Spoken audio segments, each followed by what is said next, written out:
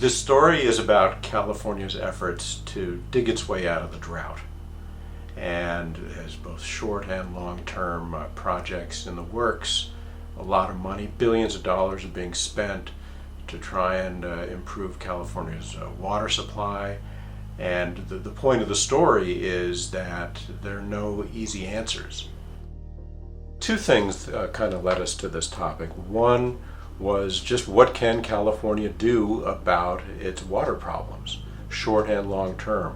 What can it do to make dramatic increases in water supply, what the state likes to call its water resilience? And secondly, back in 2014, the voters of California approved a water bond, over $7 billion in total spending, almost $3 billion for big water storage projects.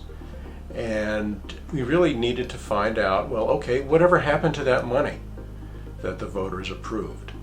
They thought they were getting drought resilience. Well, that bond was approved during the last drought, and now here we are 7 years later in the new drought. And still these projects are in the planning stages, and none of them are going to get done anytime soon.